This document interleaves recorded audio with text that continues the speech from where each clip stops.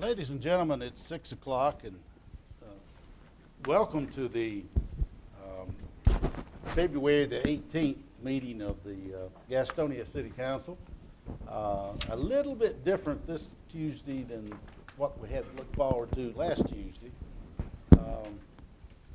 Springtime almost out there now. But we're glad everyone's here. We're glad that that folks that are home watching on TV, they're glad they're there. And so we're certainly glad you're tuning in. I would at this time, if I may, call on Councilman Dave Curlin to have our prayer for us, after which we will all stand for the Pledge of Allegiance to the flag. Dr. Curlin. Would you bow your heads with me, please? Lord, Creator of all, thank you for this beautiful day. Thank you for bringing us safely to this place tonight. Lord, prepare our minds for the challenges we have this evening, for lively discussion, interchange of ideas, all with the purpose of serving you and serving this city. We have so much to be thankful for. We're thankful for the wonderful city staff that we have. We're thankful for the citizens that support us, that show interest in what this city is trying to do to move forward. Lord, thank you for all these blessings. Thank you for our health, our families, the fact that we have jobs. And also lift up those who are less fortunate, those who are grieving, those who are sick, those who are without, those that are cold. Lord, somehow find a way to bring some warmth and some light into their lives also. All this we ask in your name. Amen. I pledge allegiance to the flag of the United States of America and to the republic for which it stands, one nation, under God, indivisible, with liberty and justice for all. Thank you, everyone. I also would welcome Judge McGee with us, filling in for Mr. Smith. She said that that's been a while, but we'll always call her that. So. Okay. I'd like to, at this time, the item C is the adoption of the agenda. I'd like to have a motion, please. Is there a second? Second. Discussion. All in favor? Raise your hand, please. Item D is approval of the minutes of the regular council meeting of January 21. Is there a motion? So moved. Second. Second. Discussion. All in favor? Okay. We have now, Ed, you wanted to, you got your email, but there'd be item E2. Is that correct? Yes, this would add a second presentation, E2, presentation Gotcha. report on the recent storm. So the E1 is a presentation from Mr. Travis Johnson, President of the Gaston County Art Guild, reference Arts on Main update. Mr. Johnson.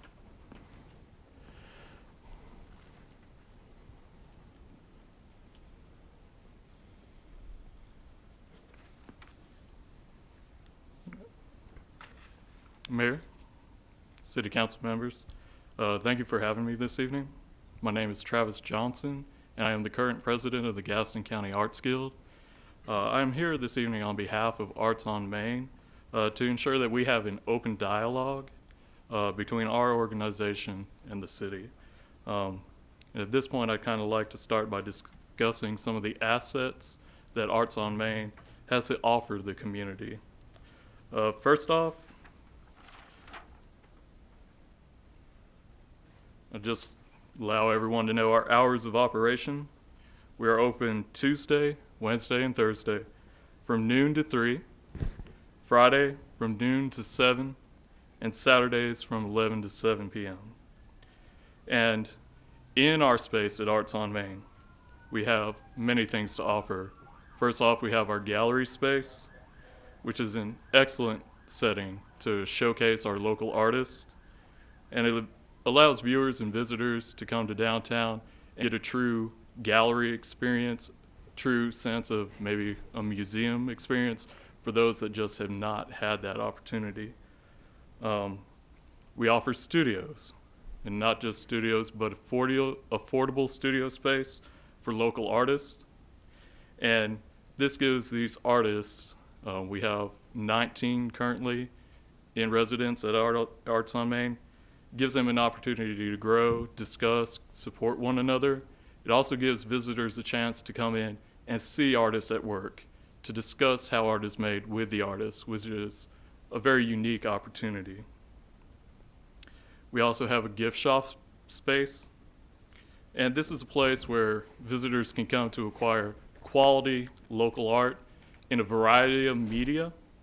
So we have everything from painting to printmaking to stained glass to jewelry to wood carving. So a wide range of various talents and various arts to expose people to. It's also a great incentive for our membership to give them a place where they can sell their art and bring it out to the public.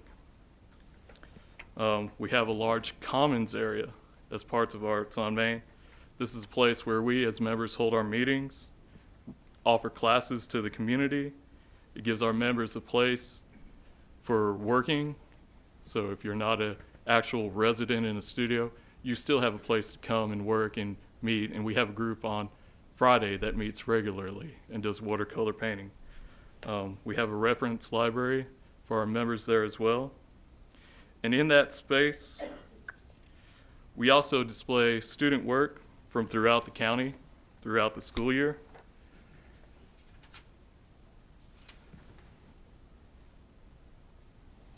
And currently, we are displaying work of the elementary schools. So we have Belmont Central, Carr Elementary, Gardner Park Elementary, Hawks Nest Intermediate, Robinson Elementary, and the Webb Street School showing at Arts on Main. We also use this space to host events for other groups. And some examples, the Piedmont Fiber Guild meets regularly in the space at Arts on Main. We recently held a photo exhibit of the Boys and Girls Club, and that exhibit is going to move on and show elsewhere. We hosted a collaborative event between the Arts Council and Gaston Residential Services. We did host the Animal League of Gaston County in the fall. They were doing a fundraising event. And we've also hosted items for the city, like Jack Kaiser's retirement party. So all this is made possible with our volunteers from the Gaston County Arts Guild, especially the resident artists at Arts on Main, and the city allowing us to lease the space. Basically, without our volunteers, we could not provide the community with any of these resources for the visual arts, and I am extremely grateful to these volunteers. I'm also thankful to our visitors and supporters, and especially the Arts Council for the support that they give the Guild. And lastly, I'd like to just give a little bit more information about the Guild and some of our upcoming events. 2014 marks the 50th anniversary of the Art Guild in Gaston County. We meet regularly the second Tuesday of each month at Arts on Main. We begin with a potluck dinner at 6 p.m., followed by a short business meeting and then a program for our members. Membership is open to those over 18, and our dues are $25 a year. For more information, you can visit our website.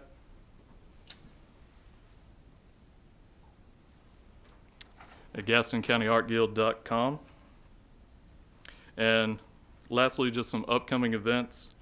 We've started a loaner program where we're working with community groups, organizations to get art into their spaces. We've started at the Senior Life Center and have already kind of done a pilot program there. And we are getting ready to start a program with the Chamber of Commerce, and our first showing will be in March at that venue. Our next show at the Gallery at Arts on Main begins in April, and our theme will be a hometown theme. So we'll be displaying work with that idea of hometown, Gastonia, this community. And we're getting ready for our Natural View show.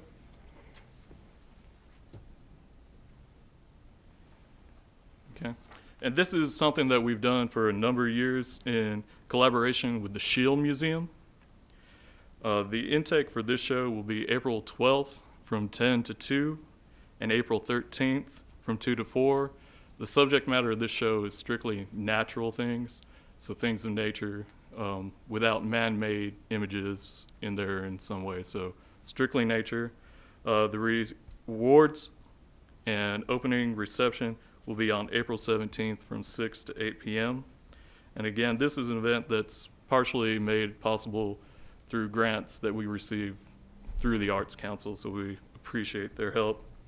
And we are planning to celebrate our 50th anniversary with an event in June.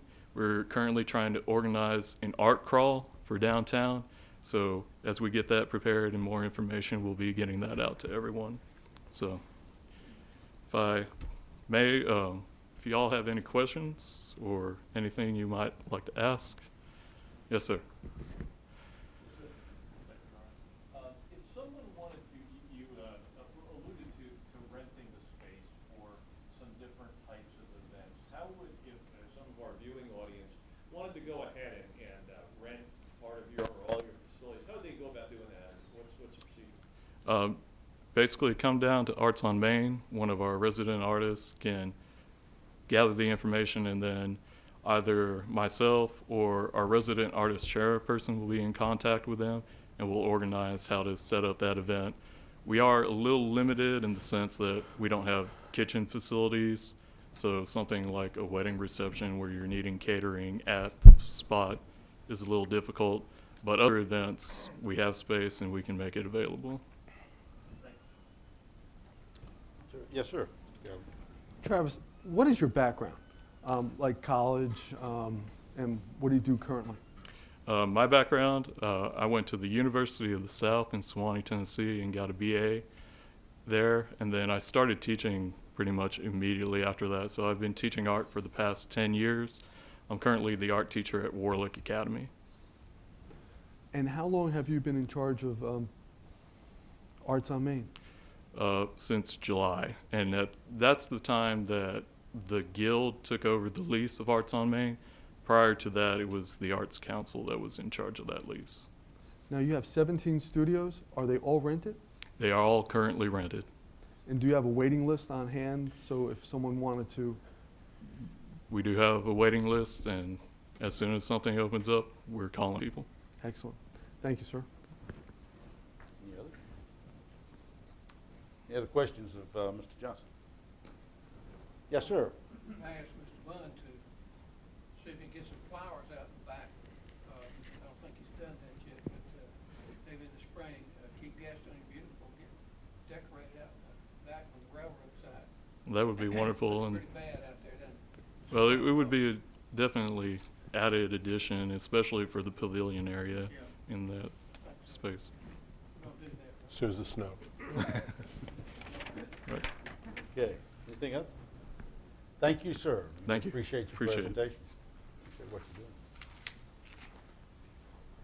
You know, we have talked collectively and individually and among ourselves about how fortunate we are to have the staff that we have, and a lot of our citizens have told us that, and it's always good to hear, but we knew it already.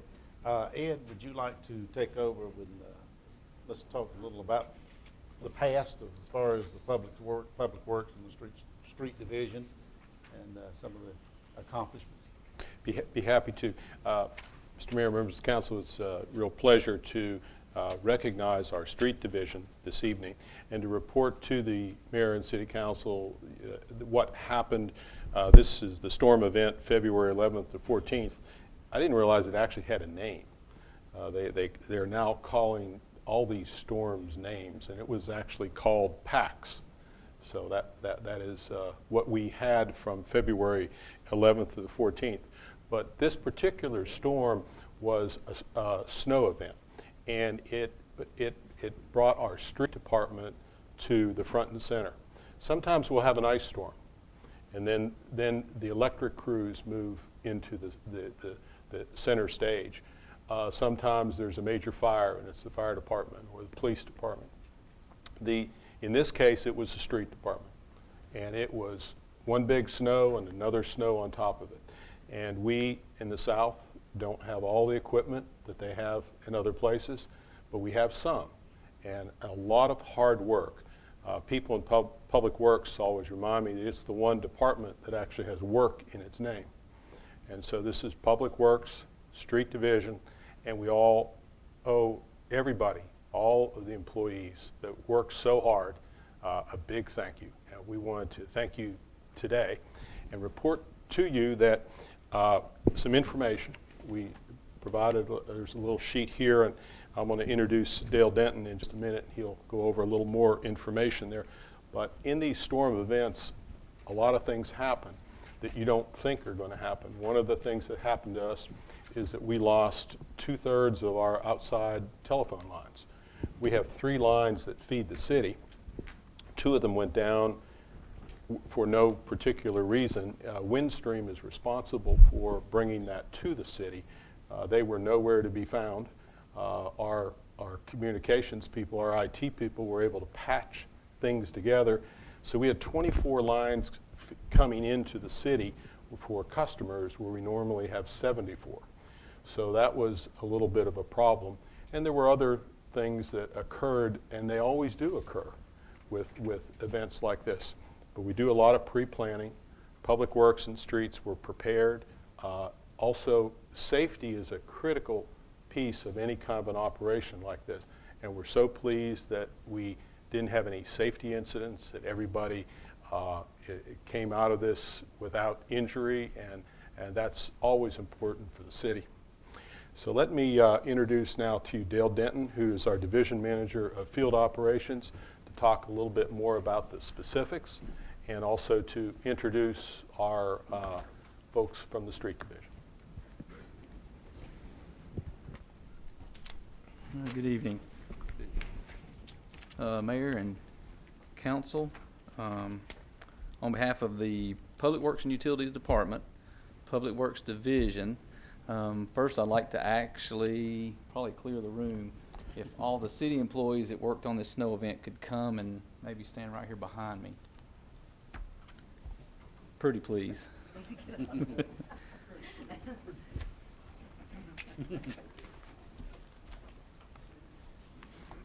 there's, what's his name?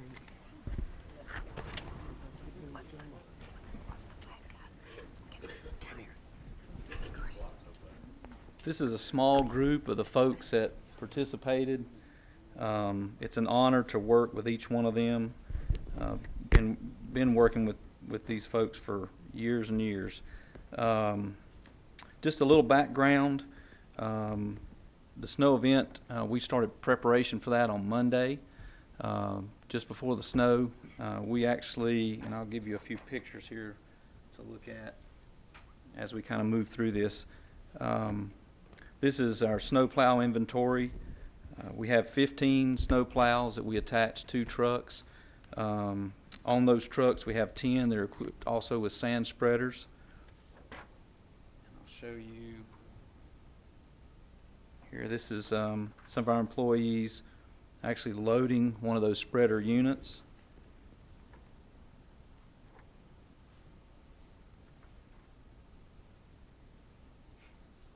One of our employees actually adjusting one of the spreaders on that unit.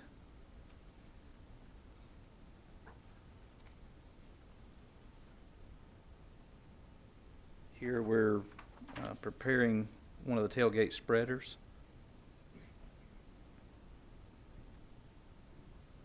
The city actually has a snow and ice removal agreement with North Carolina Department of Transportation, where we get reimbursed for our expenses, labor and equipment for these type events.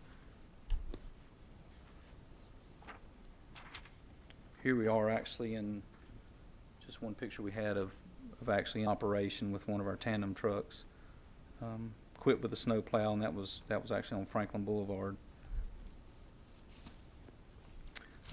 During this event, we put out approximately 200 tons of slag, which is a sand and salt mixture, a 3-to-1 mix. We also distribute pure salt in some areas, and we used approximately 100 tons of salt. Some of the costs that were involved totaled up to about $34,000 just on the public works side. And some of those items, fuel is part of that process. Snow blades, after you scrape over a period of time, those have to be replaced. Our fleet staff was on call, running the same 12-hour shifts that we were, and actually kept us on the road there. About $11,000 in overtime hours, and almost $16,000 just in materials, sand and salt for this event. There was a total of about 65 employees who worked overtime. 42 of those folks came from the Public Works Division. 13 of those were still in our department in Public Works and Utilities, but that was the utilities maintenance folks. They went out and helped scrape intersections. They also cleared parking lots, all the fire department parking lots, the police department. And then we had 10 folks from Fleet that worked out of the garage. Again, they worked the same 12-hour shifts that we did and kept us going there. About 700 plus total hours during those 12-hour shifts that were worked in overtime. Our admin staff, although I know some of the phone lines were down, I think every phone line that was available went to our admin staff. So they fielded a lot of calls for us, tremendous amount of calls. I've been at the city 27 years, been working in this facility down at the Operations Center, the better half of that. Probably one of the best showings of teamwork throughout the city. Electric department helped us again with parking lots, scraping. We had the fleet, our admin staff, utilities maintenance, another division in our department stepped up and helped us, also worked overtime hours. We coordinated with the police and fire. We had issues where ambulances couldn't get down to address the needs that were going on for them, and we actually cleared the way in some cases to get those ambulances in there. I think we pulled a couple of ambulances out of the ditch. So a lot of effort going on there.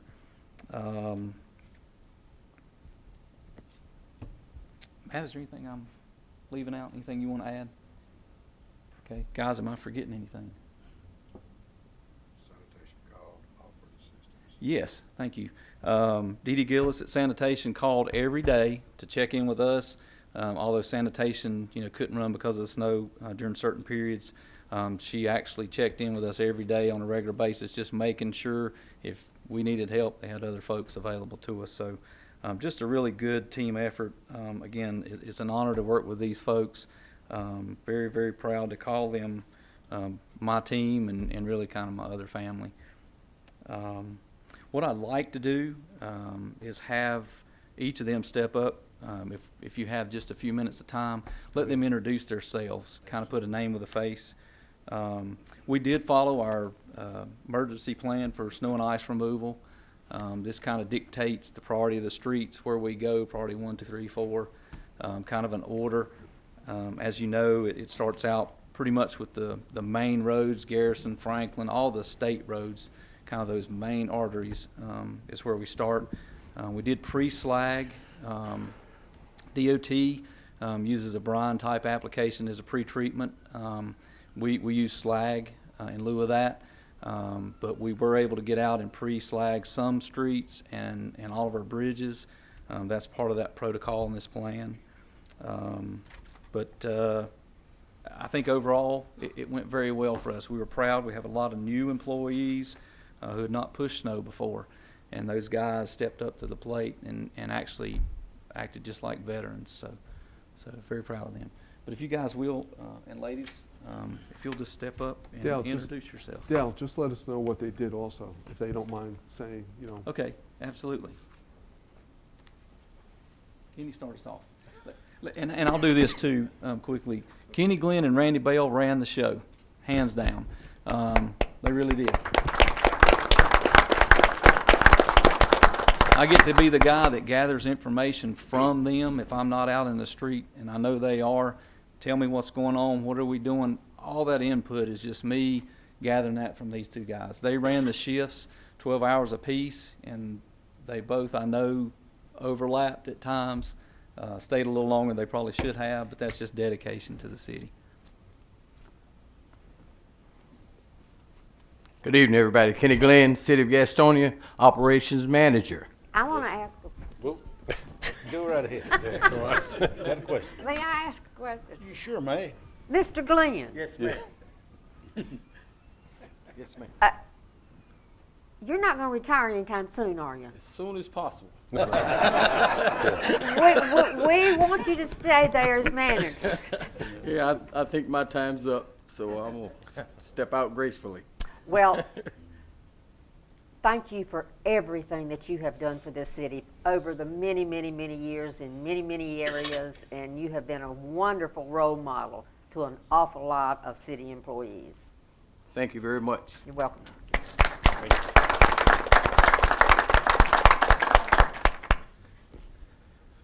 Randy Bell, Assistant Division Manager of Public Works. Just like to take a moment and thank each of these men personally.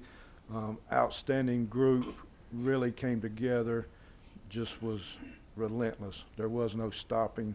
I'd also like to thank our wives for backing us, being there, because we were out late, and they would worry, but we all made it home safely. So thank you, Father, for that, and we appreciate you.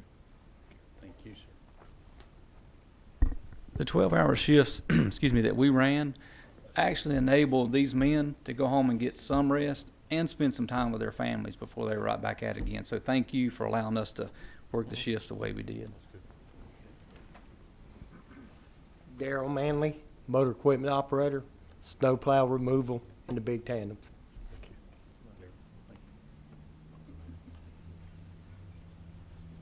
Bill Newell, and I push snow and spread slag.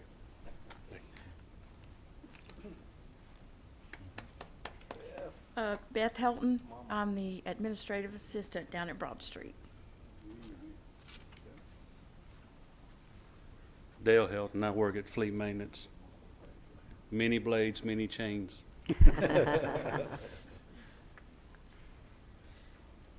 Name's Danny Sperlin, plowed and hauled snow, and we also slacked.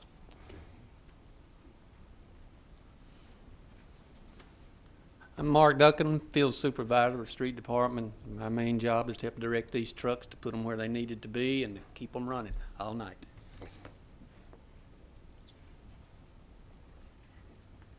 I'm Kathy Jenkins. I'm with the administrative staff, and I answered a lot of phones.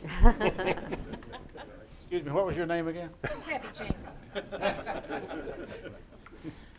Ed Strout, field supervisor, pretty much kept the trucks going down the road. I wanted to interject.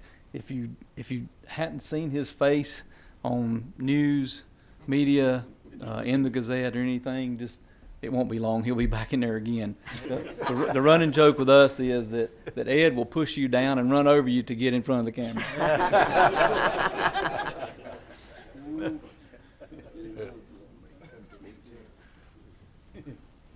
James Clemens, I slagged and pushed snow for Public Works.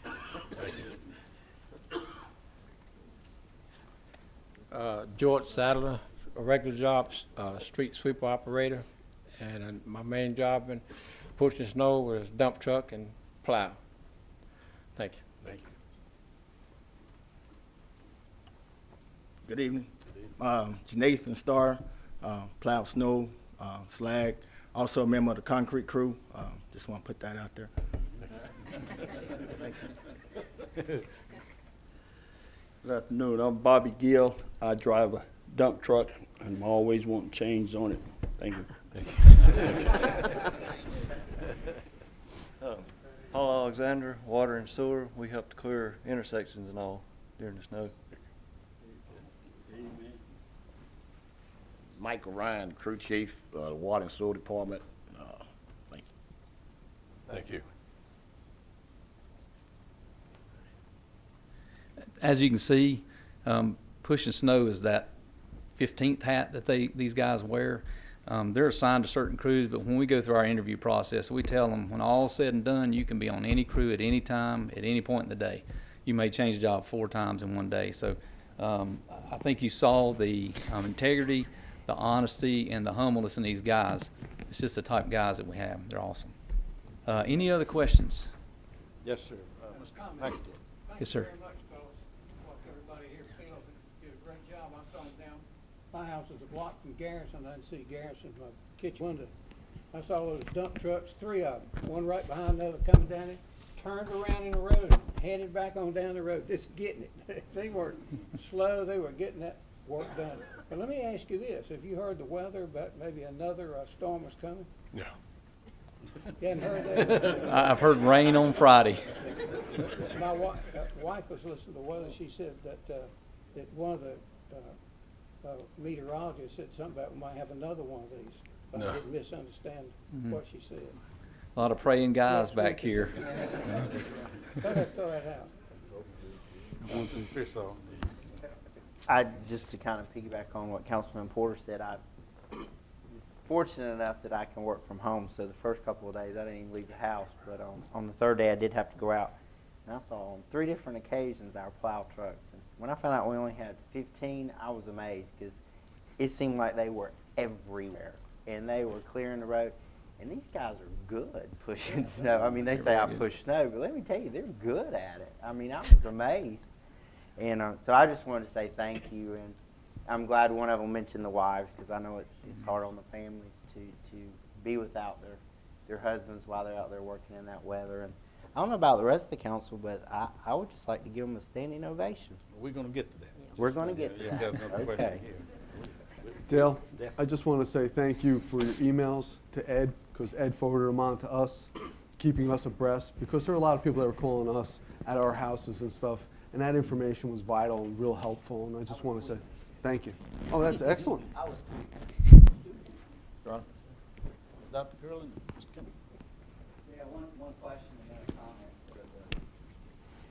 The first question is with regard to the state. You said, we were doing a lot of state roads, and so you gave us kind of a total of some dollars spent. Will some of those dollars be offset by some state monies that we'll receive? Yes.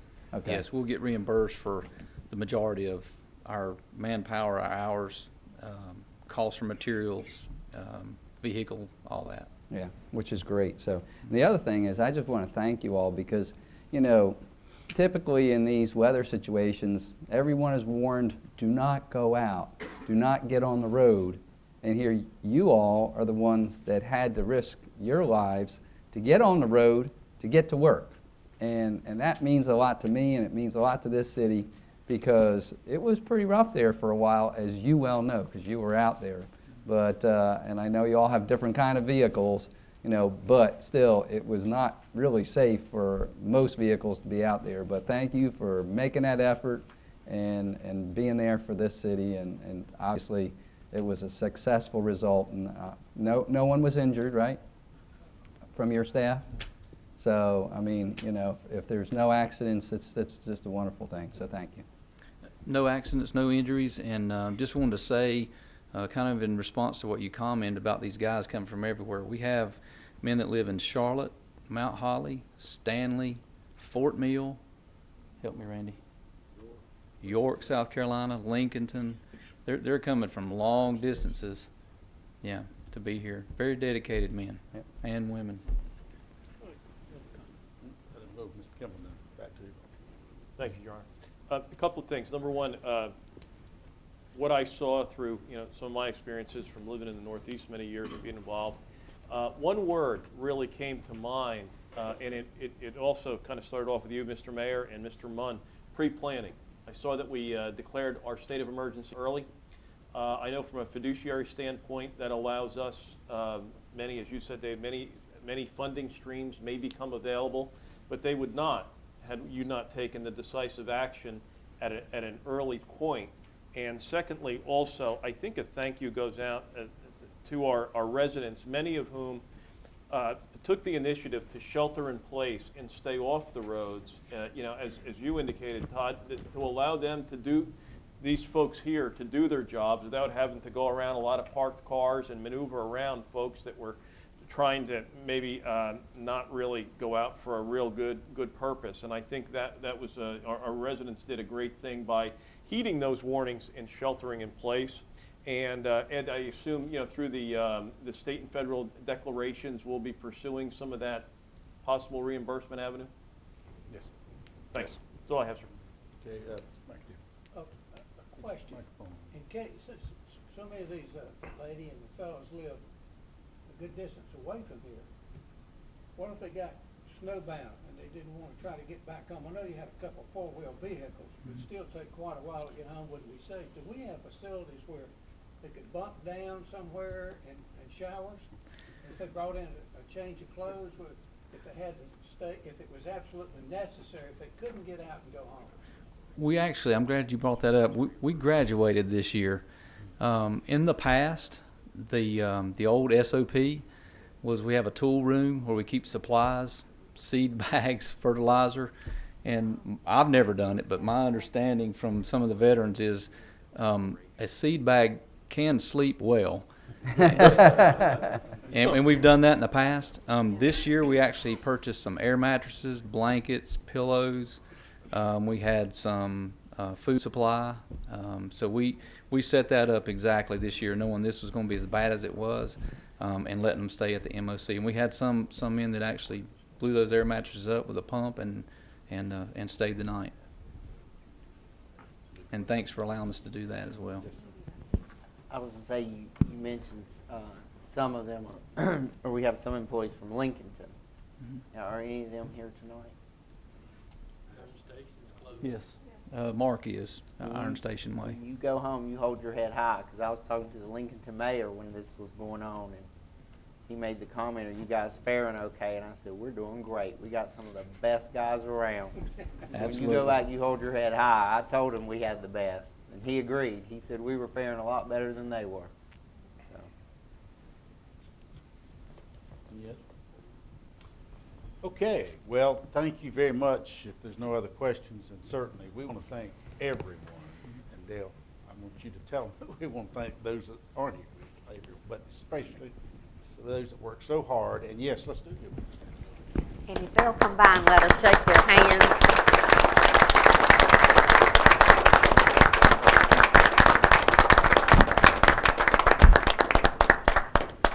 Thank you, Dale. Thank you. Thanks for everything. Thank you very much. Kenny, thank you very much. you. Randy, You can't thank go, you. Kenny. I'm not letting Thank you you. go. Well, Thank I know. We're Huh? going to miss you. She can't. You're good. She's got to stand up, though. Thank Here. y'all. Thanks, Dale. Great job. Thank Great you. job. Thank Thank you you for very much. everything. Thank you very welcome. much. Good to see you. Thank you. Thank you, sir. Thank you very much. Thank you. Thank you Good very to much. see you. Good Great to job. see Thank you very you. much. That's a great Thank way you to for go all out. you're Positive doing. We note. appreciate Thank it. you very much. Good to see you. I saw y'all at the Hey, thank you very much. You're going Appreciate I it. did. Crazy. Good to see you. Thanks again, buddy. Thank you for Thank you very everything. much. Thank you, sir. Daryl, We good to see you appreciate again. it. Thank you very much. Thank you again for all your hard work. Thank you, buddy. Thank you. Good to see you. It's been a while. Huh? Great job, man. I know you did. We're getting ready to You're start the man. phase 2, Good too. job. I'm going to need all the help I can get. Great job, Good man. to see you. Thanks. Yeah. Hallelujah.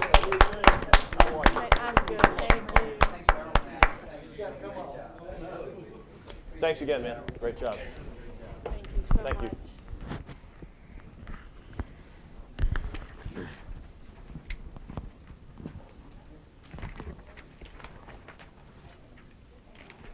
Well, they did do a marvelous job, and it certainly we hope that they get quite a break before they have to do it again.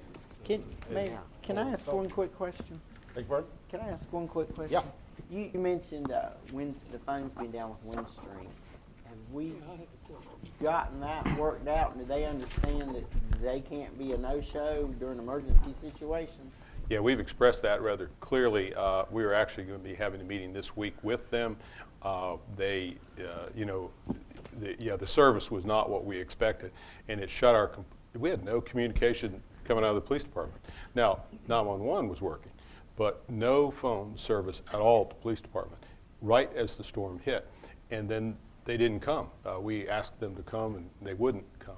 And so finally, our folks patched something together where we could have some connection, some communication.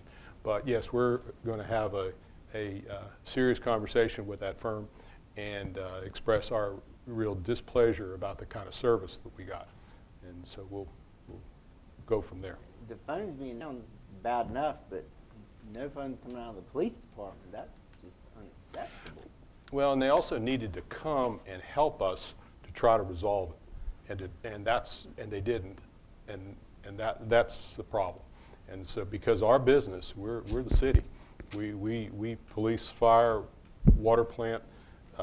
These things have to work, and they have to work. And if sometimes they do break, but we need partners in communication, as well as our other infrastructure. They've got to be there in these emergency events. Exactly. Yes, sir. Mr. McAteer. Why do we have AT&T? First question, I have another. All right. Why do we have Windstream? Well, this communications world we live in now is a little complicated. It is an AT&T line.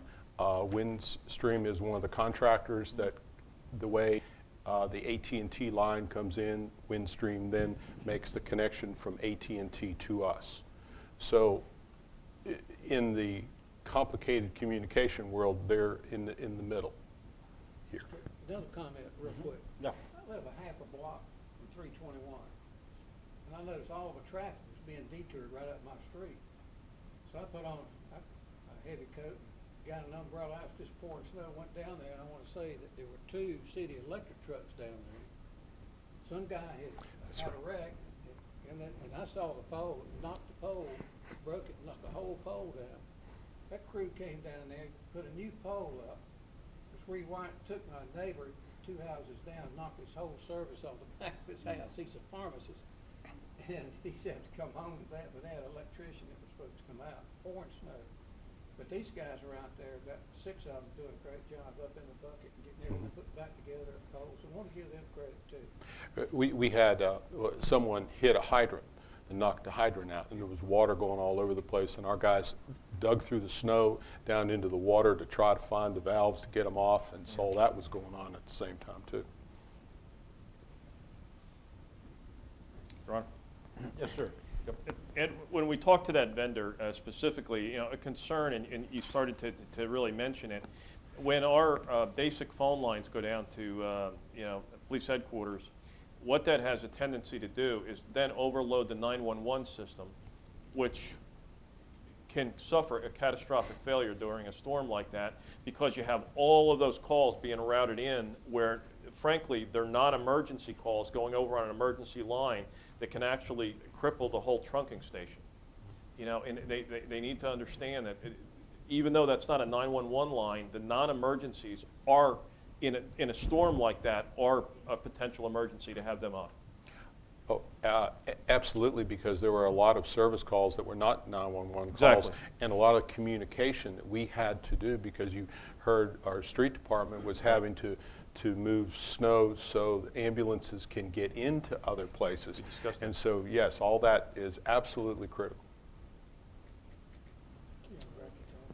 Yeah. Okay. Well, that was a good presentation. Thank you. I'm so glad that they were here. Item F is the public expression, and each person that's signed up is limited to a total of 5 minutes speaking time. And we have 2 that have signed up tonight. The first one is Michelle Daly, I believe it is, with Goodwill Industries. Topic is donation bills. Come right up. And I'm going to take 1 second while she's here, and just for a second. Hi, my name is Michelle Daly. I'm the Manager of Donor Development with Goodwill Industries of the Southern Piedmont, and I'd like to thank you, Mayor, and the City Council members for letting us address the donation box issue this evening. Goodwill, the Southern Piedmont area, has been established in 1965, so we have been in our community for approximately 50 years. Our mission is changing lives through the power of work, and our vision is to make sure that every individual in our region has the opportunity to reach its fullest potential through the power of work. We have 13 counties right now that we cover in our area, and Gaston County is one of those areas. We have a great partnership that I'd like to share with you in case you don't know, and it's been for about 15 years now, so we're very proud of it. Every Goodwill success story begins with a donation. Whether a donation comes through our retail stores, our attended donation centers, or our mini donation centers. That is our connection from the community to our job training programs. Last year alone, we were actually able to service 15,000 local individuals and help them find job placement. And we're able to do that because 90 cents of every dollar that someone spends in one of our 22 retail stores goes back into funding our training programs to help folks banking and hospitality, construction services, through our e-waste program, through our recycling. Our partnership with Gastonia, like I mentioned, has been for about 15 years now. We have 2 stores here in the Gaston area on Franklin Boulevard and our Dixie Village store. Right now, we also have a job connection that is on South Broad Street. We have 74 out of our 700 team members in Goodwill. 74 of those reside here in Gaston County, and 44 of those are actually employed in 2 of the stores that are here in Gaston County. Your community has been a wonderful partner with us with the donations. In 2013 alone, 66,623 individuals in your area donated to those 2 stores just last year. We have great partnerships with Gaston College, Gaston, the Chamber of Commerce, the Workforce Development, Gaston Together, as well as Gaston Leadership. So as you can see, we have great partnership with you guys, and the donations, one thing I definitely want to share with you, the donations that we receive in this area stay in this community to make sure that we are helping serve those who reside here that are looking for family sustaining employment. We would like to support your efforts in regulating donation bins. One of the things that we would like to ask of you is right now our donation bins are made of wood. And we know that the ordinance calls for metal bins, and the reason why ours are wood is because we actually have construction services training classes where we teach folks how to learn how to do construction so that we can put them out into the workforce in that field. So it's kind of a nice revolving circle. You place a donation into the box, the donations are sold in our store, 90 cents of every dollar that's sold goes back into training those folks on how to go out into the world and get a construction services job. So what we would like to ask, if you would reconsider the ordinance and possibly allow wood as well as metal containers. We have, I have some paperwork in the back to share with anybody. Do you have any questions at this time? Any questions? Yes, ma'am. Thank you for that presentation. That was very interesting. 97 cents of every dollar? 90 cents. 90 cents. Yes, ma'am. Okay. Then how do you fund administration? Where is the administration? Through the other 10%. Right now, we operate on a $50 million budget annually. We have over 700 employees. We have 22 stores, 12 donation centers, and 22 mini donation centers. And do your employees get benefits? Yes, ma'am. And you do that on that 10%? Yes, ma'am. Yes, we're very proud of our. You should be. Yes, you ma'am. You should be. Thank you. Any other comments or questions? Regarding the bins, Ed, will we take that, as they say, under advisement and research that again? Is that the procedure? Wood versus metal? Ed, When I do but we're not going to vote on, the full council's not voting on that ordinance tonight because it's not complete. Yeah. Because it doesn't have the different things in it. So that will be coming back to council, so there could be some more that's what I'm conversation. Yeah. Okay. Right. You said the magic words there. Okay. Anything else? Thank you very much. Thank you Appreciate very what much. do. Y'all have a Appreciate great you coming. evening. Thank you. You too. Next on the public expression list is Sarah Osborne, the ARC of Gaston County, regarding awareness community partners. Ms. Osborne. Sure looks like there's two of them. I didn't have enough space, but we have two Sarahs here tonight. Sarah, okay. I'm Sarah Osborne. I am the Executive Director for the ARC of Gaston County. And with me is a dear friend of mine, but also one of our board members, and this is Sarah Gaddy. So Hey, Sarah. the Sarah show, I am without an H and she is with an H, so we blend pretty well. Excuse me. But Mayor Bridgman and City Council members, we do appreciate the opportunity to come here tonight and to share with you a little bit about the ARC of Gaston County. Some of you are aware or have been involved or have been past supporters, but to get things started, the ARC actually was established in the early 1950s to support people of all ages with developmental disabilities, and at that time the terminology was mental retardation. As it has evolved, it has recognized not only children but adults. It serves and supports folks of all ages. Our particular chapter has been around since 1961, and we are affiliate chapter of the ARC of North Carolina as well as the ARC of the United States. So there are over 700 local and state chapters across the nation, and we're just a little bitty one here in Gaston County. Our mission, as we have tackled it for this year, is going into a new direction.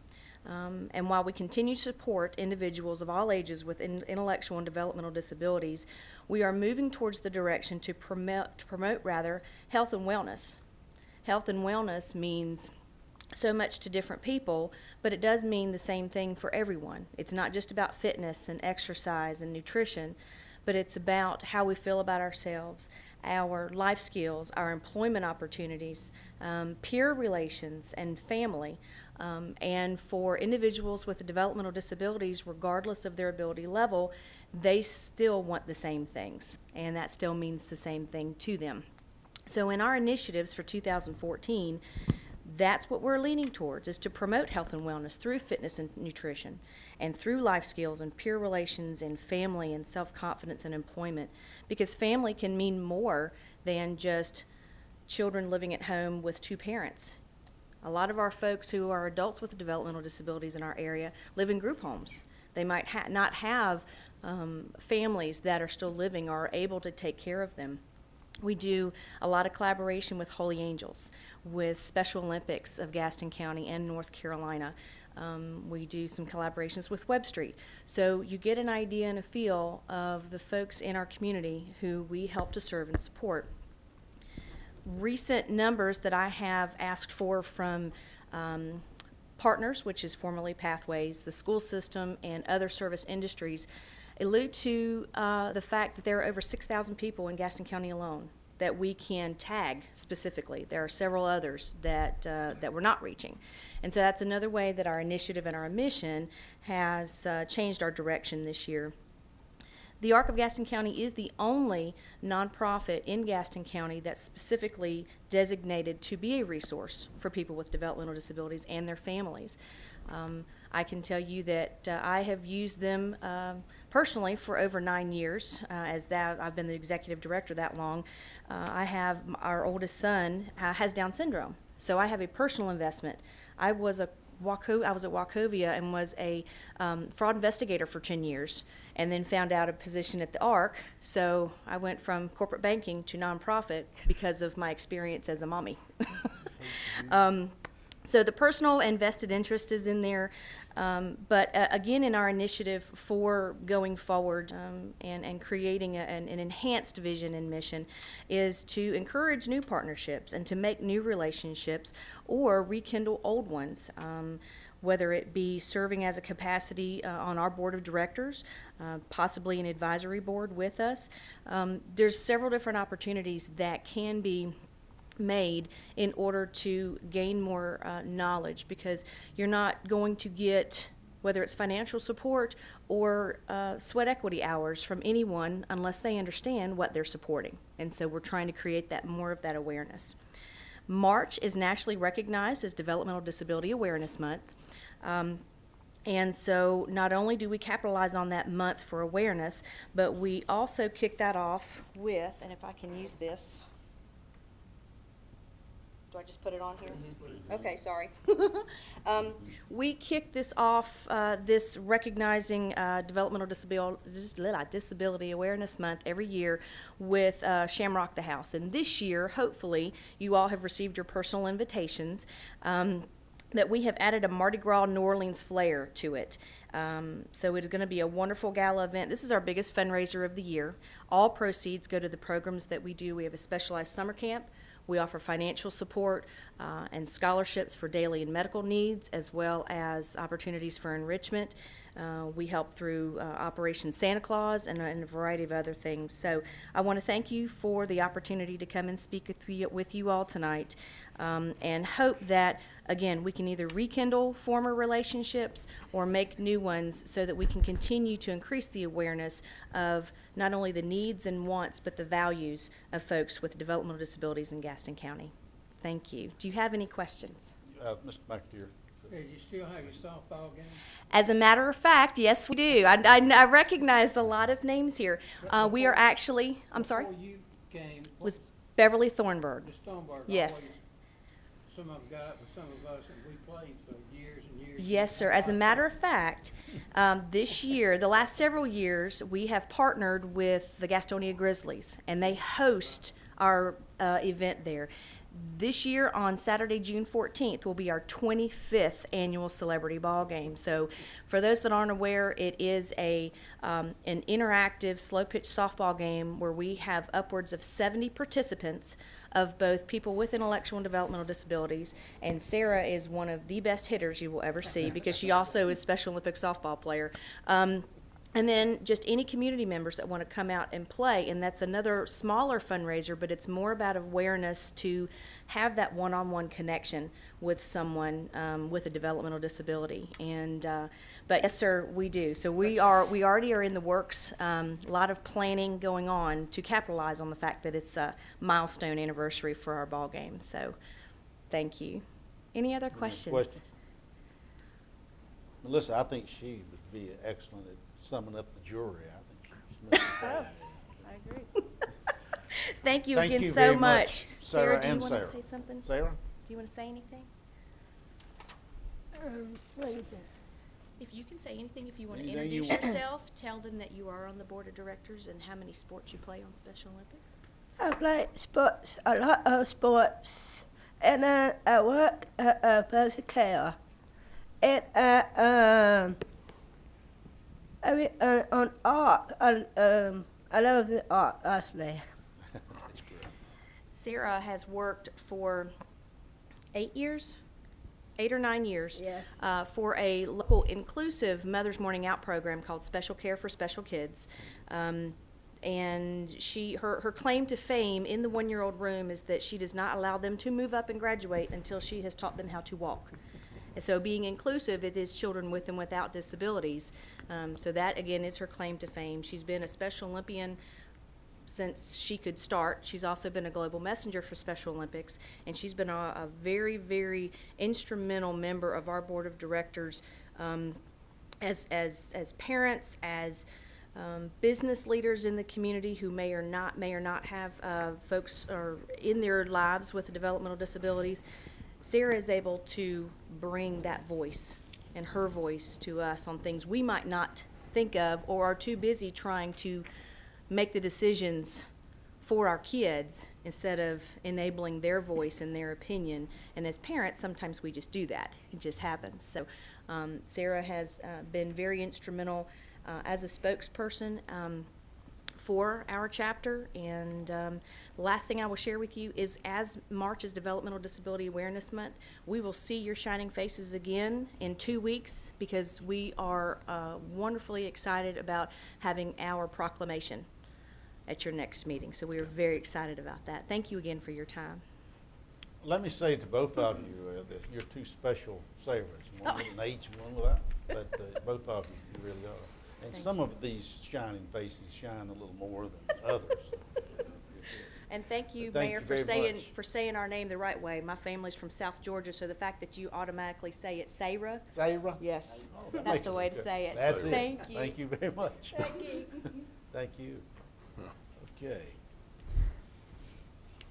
Next on the consent agenda is next. Item 1 is the budget amendment. Recognize insurance proceeds. Well, this is the consent agenda. There's 2. The final recording plat, Village at the Mountain. So moved. Second. Discussion. All in favor, say, raise your hand. Okay. Now the regular agenda. Item 3 is the public hearing amendment to the Unified Development Ordinance. A subject hearing involves considering an ordinance amending the Unified Development Ordinance of the UDO regarding microbrewery, including an amendment to table 2, that one, define terms, that one, table of uses to adjust the zoning districts in which a microbrewery is allowed, in section 8.314 to add supplemental regulations for the use of microbrewery. The Planning Commission voted unanimously to approve the ordinance amendment presentation. Mr. Drew Pearson, Land Use and Zoning Administrator. I'm quite sure that no one up here knows what a microbrewery is, but you might go ahead and try to. Well, good afternoon, Mr. Mayor, members of council.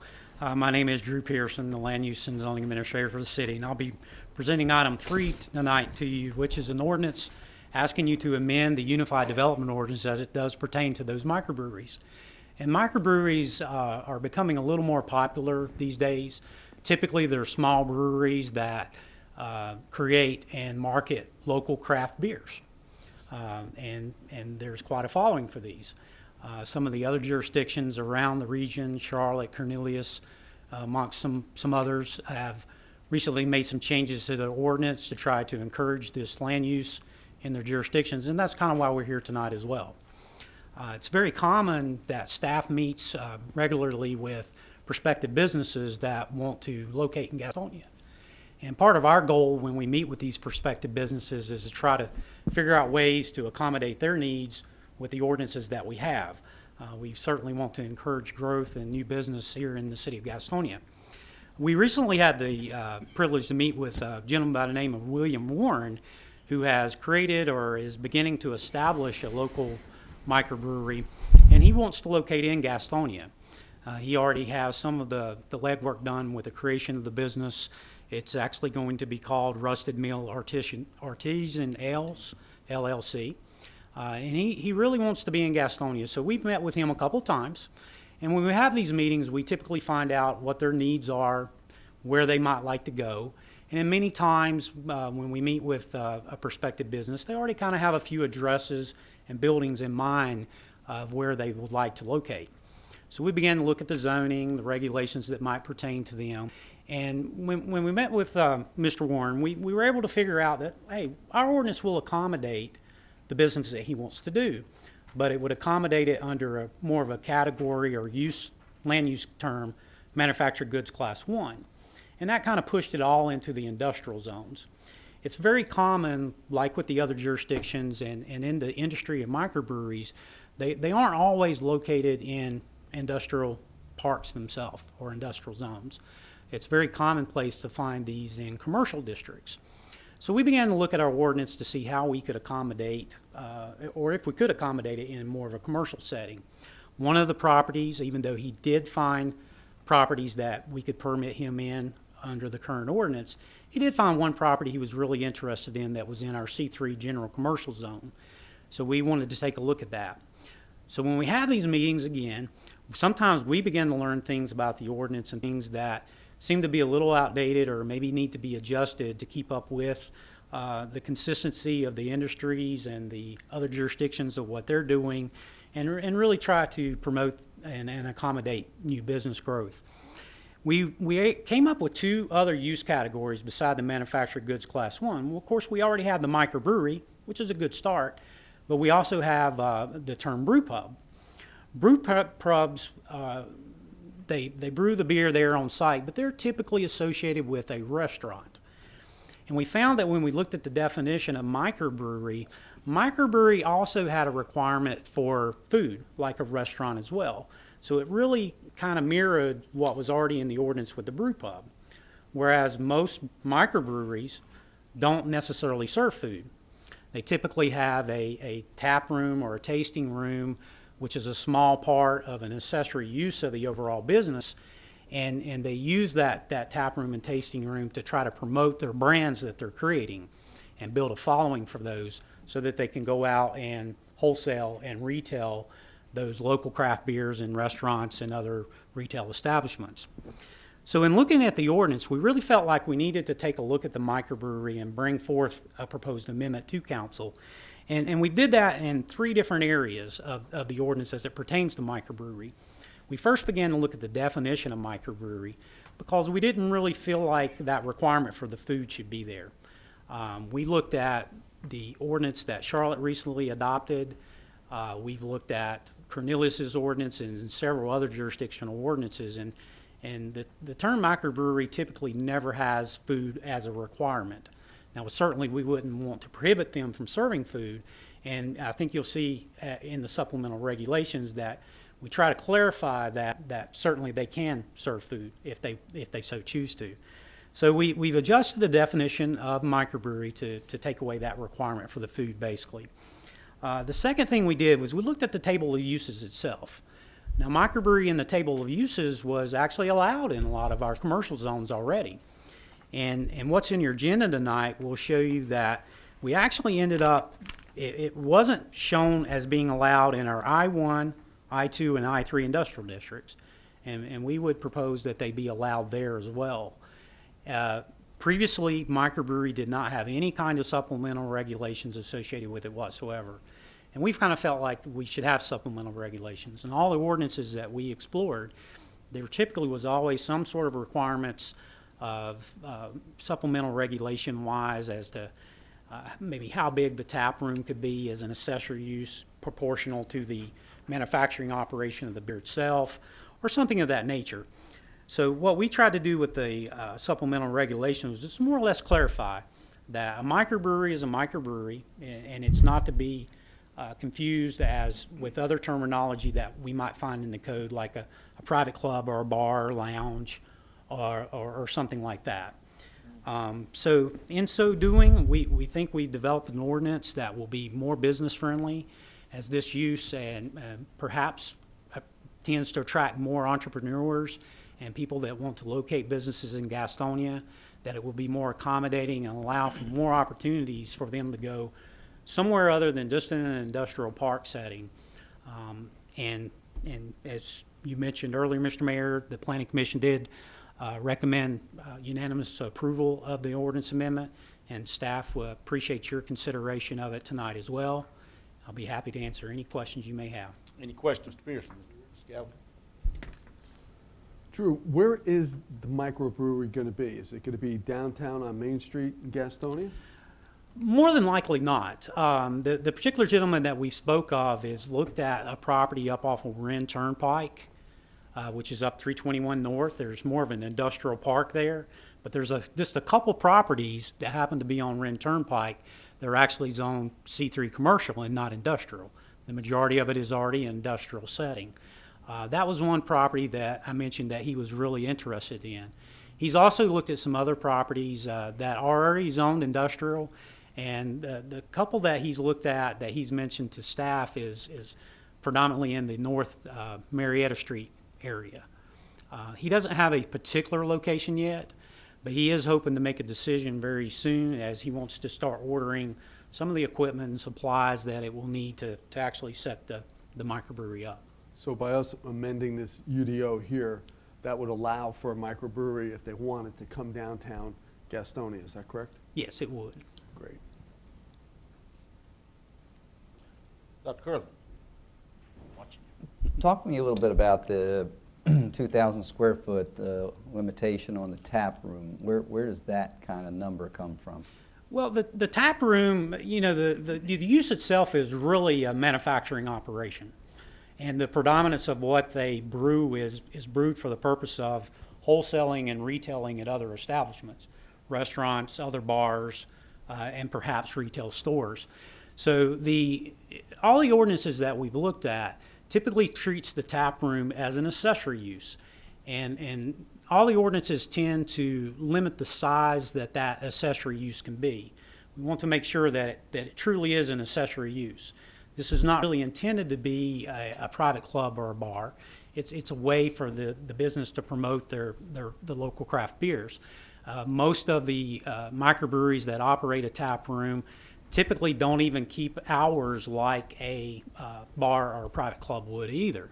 Most of those keep or close early in the afternoons, 9-ish, 10 o'clock at the latest. So they're operated a little differently. So most jurisdictions have requirements right around that we've seen some from 1,500 to 2,500 square feet. And we kind of felt like we wanted to get in the middle of that at the 2,000 square feet. We already do have a requirement, as you know, in the central business districts where private clubs that don't serve alcohol could go into the downtown as long as they're not over 2,000 square feet. So we just kind of felt like the 2,000 square feet kind of made sense. Thank you. Any other questions? Yes, sir. And this would also allow, for example, the renting out of a particular room for a private party. Not being a private club, but for a singular evening or event. None of the ordinances that we explored and our research would indicate that that's not something that typically the microbrewery would do. It foremost is a manufacturing operation, and the purpose of the tap room is really to promote the tasting of these new brews that they come up with, new styles, new brands, to try to get a feel of what the acceptance of that will be. So most of the facilities don't operate in that way. And we didn't actually discuss, would this ordinance allow somebody to do that or not? The reason I bring that up, Drew, about a year ago, I donated one of my vintage motorcycles and for bladder cancer research. And the fellow that ended up buying it, long story short, my bike is in a private tasting room in Bakersfield, California now, hanging from the ceiling. Nice. And through, I kind of kept in contact with Phil a little bit. He sent me some pictures.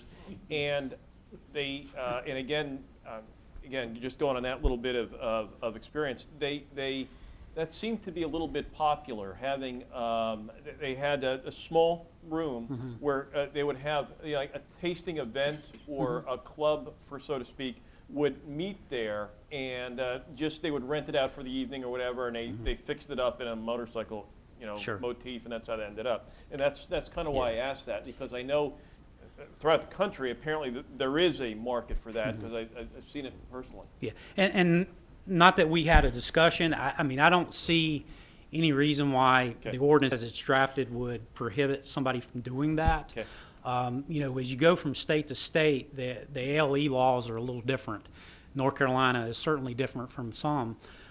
When somebody gets a brewer's license or ALE permit through the state of North Carolina, they have some specific standards on how that tap room operates, which is really controlled more at a state level and through our local ALE agent, who would be monitoring that more so than zoning.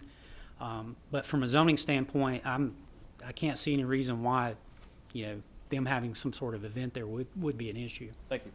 Very good. That's all I have, sir. Thank you. That's great.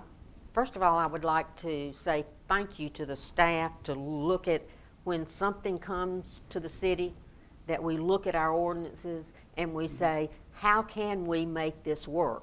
And I think this is a great example of saying, we didn't have an ordinance for it. We need to change that ordinance, and that UDO is a living document. Okay, so anytime that we can be more business friendly, I think we have a responsibility and an obligation to do that. And I think that's what this is showing right here. So I would make a motion to take the staff's recommendation and approve this ordinance. I will second. Discussion? Yes. Yes, sir. Just one last question, and that's, again, based upon the definition that we have in this ordinance, which says that the tasting room will act as an on-site consumption without any retail sales at all. Is that something that, again, is, at this point, is that controlled by the state's alcohol laws right now? Yes, the operator of a business or a microbrewery or a brewery, there's actually different ways that you get permitted through the state of North Carolina, the ALE permits. And you could be a private club, you can be a restaurant, you can be a conference center like we have, you can be a brewery.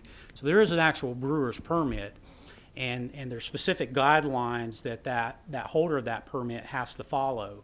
The ALE permit will allow them to have the tap room or the tasting room, and it has some guidelines as to how it operates. So that will be controlled by the state. The only reason I ask that question is because I know in South Carolina they're able to sell, I don't know what, amounts, but I know that, the microbreweries there also can sell, whether it be 6-packs or growlers or whatever on site. Yeah, So it's my understanding that is a possibility in North Carolina as well, that they can also, the brewer's permit would also have it's either a separate little permit or it's a side note of that permit which will allow them to actually do retail sales. So if they had some sort of bottling operation or a keg operation where I could actually come in and retail and take away for off-site consumption at home or at a function I might be having somewhere, typically they can do those kinds of retail sales as well. would that require a change in our local ordinance No. then? No. Okay. It would be allowed under what we have here. Okay, thank you. Any other questions? I think that I need to declare the hearing open before we vote, the public hearing open. That was an oversight on my part. There's a motion, there's a second, there's been discussion. Any other discussion? If not, all in favor of the ordinance change, raise your hand, please. Okay, opposed? Okay, thank you, sir. Thank you.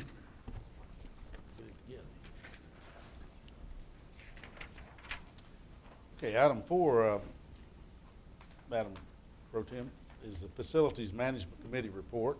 Brenda Craig. Thank you, Mr. Mayor. I appreciate that. The Facility Management Committee met on February the 5th, and we had 3 items up for discussion. The detail of these items are in your agenda packet. I'm just going to go through the summary of it. Okay. Item number 1 was the proposed ordinance modification to regular donation drop boxes. Staff provided a draft ordinance for the committee's consideration to amend, which would amend Chapter 8 by adding a new Article 2, Division 7, entitled Regulation of Donation Drop Boxes.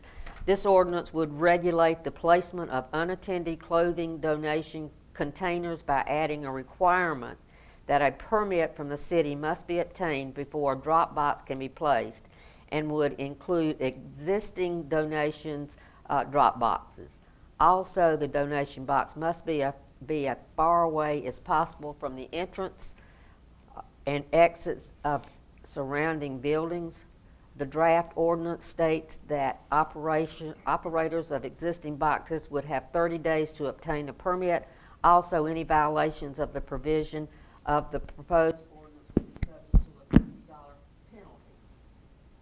There was a lot of discussion about that, and we did have individuals that made presentations to the committee, and the committee voted unanimously to approve the proposed ordinance with the following modifications. And the modifications are 1, 2, and 3. 1, 2. But at this point, we're not asking the full council to vote on this because there's some things that that the committee asked staff to put into the ordinance that is not here in your packet. We also did not agree on what the fees would be for not having the permits. So what I would like to ask the council is, we will bring this back once the final ordinance has been drafted and presented at that time with the ordinance changes and with the penalties. And meantime, we will have some discussion regarding the wood boxes. So at this point, I'm presenting this just as information from the committee. Okay. Any questions about that? Questions? Okay. Okay. Item number 2 was proposed change to street name policy. The city received requests to make major changes to street names. These changes usually involve duplication or similar names that cause confusion. And so staff presented some information that, do we have to have a public hearing for name changes? And the committee voted unanimously to not have public hearing to name changes to the policy. And I put that in a form of a motion. Okay. Is there Second. motion? Yes, second. Okay. Discussion? Yes. Yes, sir. I would like my street name changed. Currently, No, we're not naming. it is, no, we're not naming it Gallagher. Currently, it's called Bucknell Avenue. And it's listed that way on the streets, maps and all that. However, when you go into Google or somewhere else, they always say Bucknell Street. I'd like to know how I go about get that straightened out. You need to call Google. Call Google. You said it was wrong in Google, then call Google. So is there somebody here that could help me? Yeah, we'll contact Google. Google that. If we can't work that out, we'll have to condemn those houses. But He now, just If messed you up look- a few if- minutes ago, he called Main Street, it should be Main Avenue. That's Main right, Avenue. All because the of streets that go east and west east. are avenues, the ones that go north and south. If are you streets. look on what's in your packet in reference to the name changes, you can see the similarities, and they're very simple, but they make it much easier for our first responders to get to them, because sometimes there's crossovers. So if you look at that, I don't think it's pretty self-explanatory. Okay? Comment. And hopefully Google will help you, Mr. Gallagher. Will they straighten out Hoffman Road and Robinwood Road down there by Neil Hawkins Road, where it kind of changes names, even though you're going straight? No? That would be up to us, and that is just the way those roads are done. And if you would make a major change like that, then you will be impacting a lot of different property. You worry about Hoffman and Robinwood and street names changing. Go live in Charlotte for about 10 years. That'll drive Maybe you Peachtree crazy. Queens and Queens? The intersection of Queens, and Kings. Or, Yeah, I was I'd gonna like say to call the question, please. well, he What'd had you raised say? it The down. county, years ago, when I was a county commissioner, had a massive undertaking to change the duplicate names. And there were a lot of names, like Ms. Craig's talking about, that were the same ones, and it really confused the police and they didn't know which one to go to. Right. And so the county did that. It took several years. We've got all that straightened out, most of it. Okay. Now you call the question. Call the question. We'll have to vote on that, huh? Yeah, vote to call the question. All in favor of calling the question? Opposed? Okay, question's been called. Now, all in favor of the proposed change to street name policy, item 2, on exhibit 4-1, raise your hand, please. Okay, thank you. Opposed? It is unanimous. Okay, item number 3, other related matters. A request by council to update municipal airport was provided to the committee. The committee recommended a more comprehensive report be developed and brought back to the next meeting, so there's no action that needs to be taken on that. Okay. Item number 2, e-waste program. The potential addition of an e-waste component was discussed with the committee. This is being structured to look similar to the spillover fee structure and pickup procedures. Discussion was held during the budget sessions. The committee also discussed the relocation of solid waste to the utility committee, as it now is being run as an enterprise fund. Okay. The committee agreed that solid waste should be moved to the utility committee, and I will make that in a form of a motion if that need be. Does that need to be a motion, or just, can we just turn it over to the?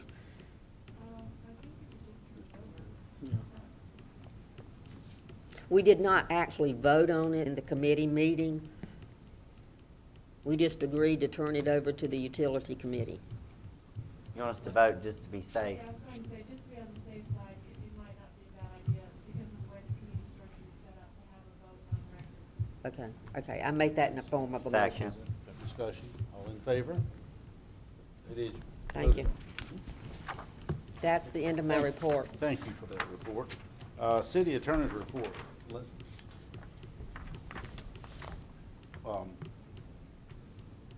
Anything under the, under the City Attorney's report? I'm sorry, no, I have nothing to report. All right.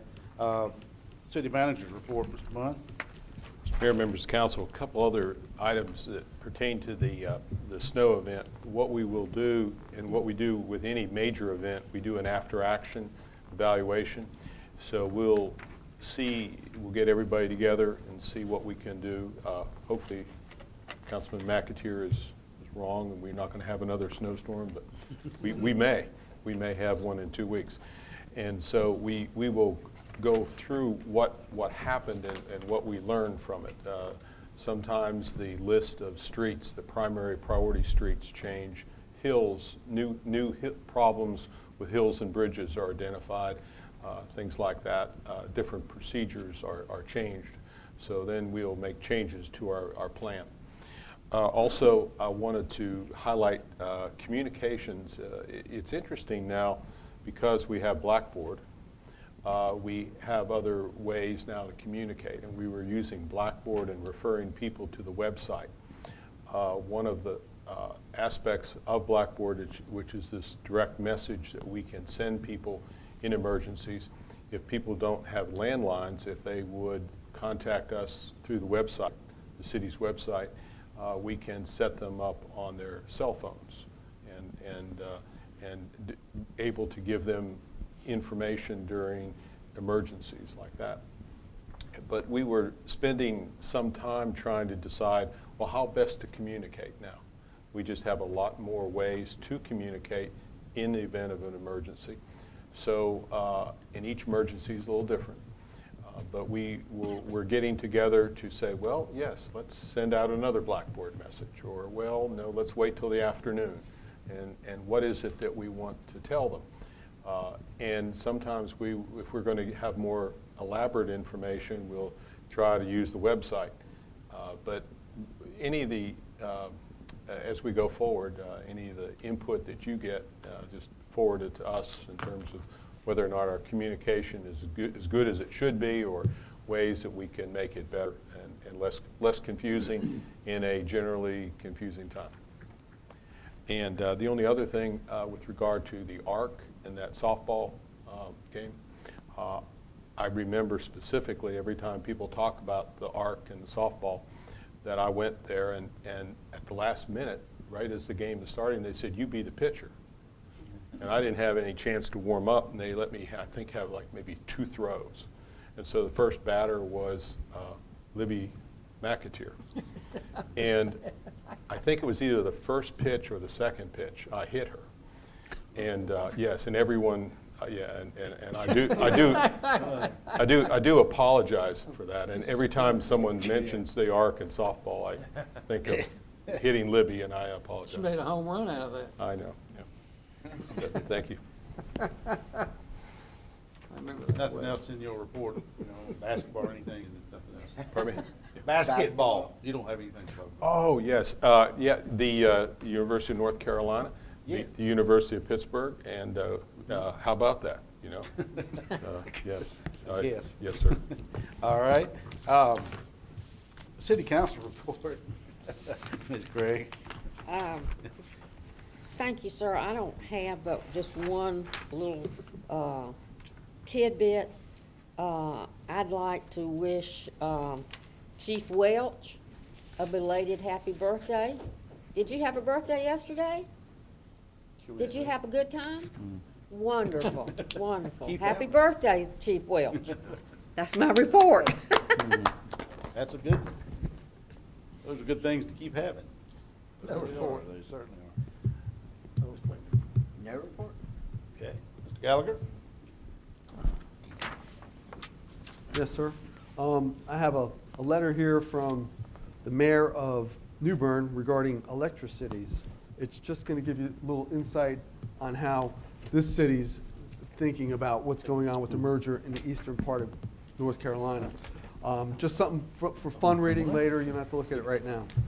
The other item is, during the snowstorm, I was staying, I couldn't get to Charlotte, so what I did was I was working from City Hall. Of course, I could do that through the computer and do my job that way.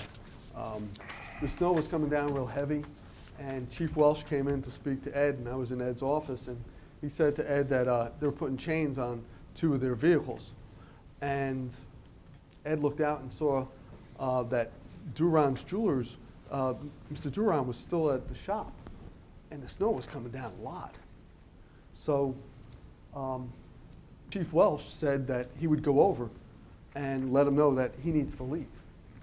So he went over there, and I was in Ash's, I left, and I went in Ash's room, and we're both looking out, and he went in there to tell Duran. He didn't just go in there to tell Duran, but Chief Welsh came back out and cleared his car off for him. And Ash looked at me and goes, Jim, this is still a small town, and it's just a good thing. And Chief Welsh, I just have to say thank you very much, sir. That was a kind act. That's a random kindness, and we need more of that in the city. Thank you. And that is my report, sir. Dr. Curley? I have no report. Mr. Kimball? Thank you, Your Honor. 2 items. Flip, if I could cue you. Thank you. Under the save the date, Cancer Services of Gaston County is going to be having their annual Faces of Hope. We have that up, I think? I don't think it is on the Elmo yet. If they could cue that up in the TV room in the back. There it is. Great. Folks, April 4th, they're going to be having a silent auction and spend some time with this group. And one of the best things about the Cancer Services of our Gaston County is that the money that's spent at this and other events goes to folks that live right here. It doesn't, it doesn't go where it's mailed away, or you find out that there's some groups that are a little bit, and maybe substandard in giving back to the communities that they raise money in. These are for the folks that live right here in the community and sometimes really need some help. So hopefully that we can turn out and support this group. I think they're a wonderful bunch of folks to work with. My wife was, I think she might be home now, was with, had a meeting there tonight about setting everything up. So again, that'd be great. That's going to be at the Stowe Botanical Garden again. Second item I have is the Central Atlantic Council of Governments. I have copies of the 2012-2013 annual report for everyone. Some interesting reading about growth, the economy, and what the costs are of government throughout our area. So I'm going to pass those out, and that's all I have. Thank you, Ron. Thank you, sir. I walked out and had put the program at the door, and it's still there, about Sunday. I attended Alpha Kappa, I think it's called. Right down the street here at St. Stephen's, and it is so the national, and of course they have local chapter, very, very strong chapter of it's of course African American women, and that was an excellent crowd there, and they gave some awards away. Mr. Ted Ross from T. Jeffers won an award, and I told him I was going to have him here tonight to present it to him, but he won. He was the very first one to win a civic award over there. But it was a great meeting, and a lot of people were there. I think that's everything that's, unless anyone's forgotten anything or has anything else. It's 20 till 8, so I guess we can move that we adjourn. Second. All in favor? It's all in favor. Good. That's right.